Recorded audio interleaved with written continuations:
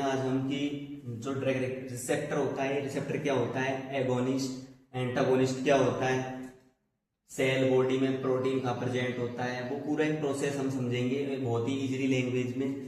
तो चलिए शुरू करते हैं।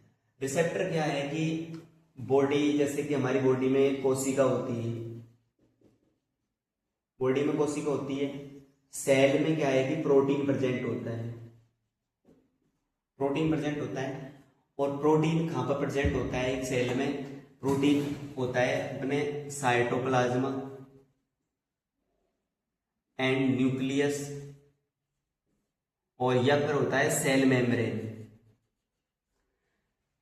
कोशिका में सेल मेम्ब्रेन की जो बाहरी सरफेस होती है उस पर प्रोटीन प्रेजेंट होता है, एंड इंटरनली जो साइटोप्लाज्म या न्यूक्लियस होता है वहां पर प्रोटीन प्रेजेंट होता है। और सेल सेल हमारी पूरी बॉडी में पाई जाती है।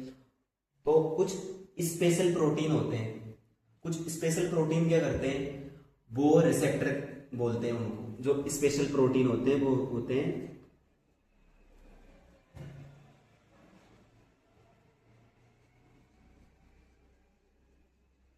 ये रिसेप्टर जो होता है, इसी से आके हमारी जो ड्रग होती है वो इसी से आके बाइंड होती है।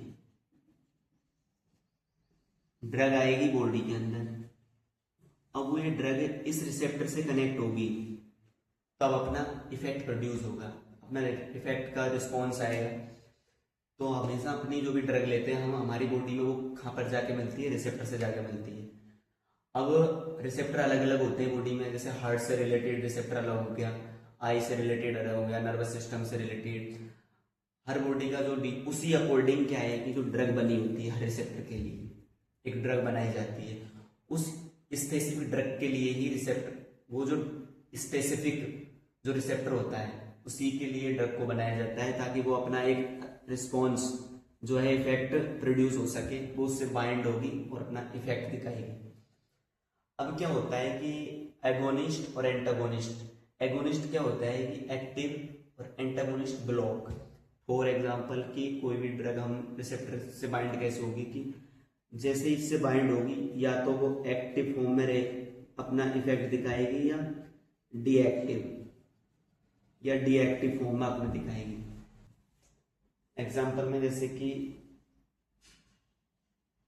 एड्रीनलिन हार्मोन होता है, वो एगोनिस्ट फॉर्म में जब आएगा, मतलब कि जो एक्टिव होगा, एगोनिस्ट एक्टिव कैसे रिस्पॉन्स दिखाएगा कि जैसे हमें डर लगता है, हमारे पीछे एक कुत्ता पीछे पड़ गया, तो हम क्या करते हैं, भागते हैं, तो हमारी हार्ट रेट बढ़ जाती है। जिससे हमारी हार्ट रेट बढ़ती है तो क्या है कि एड्रेनलिन हार्मोन क्या है, एक्टिव फॉर्म में रहता है, मतलब कि एगोनिस्ट रिस्पॉन्स दिखाएगा, ब्लड प्रेशर बढ़ेगा। तो फिर इसको फिर देते हैं हम बीटा ब्लॉकर।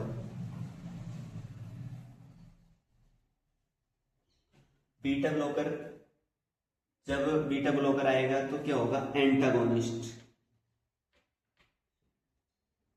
तो एड्रेनलिन का जो एक्टिव फॉर्म है वो हो गया अपना एंटागोनिस्ट, और डीएक्टिवेट फॉर्म है जो ब्लॉक फॉर्म है वो बीटा ब्लॉकर हो गया एंटा एगोनिस्ट। ये एगोनिस्ट, ये एंटागोनिस्ट।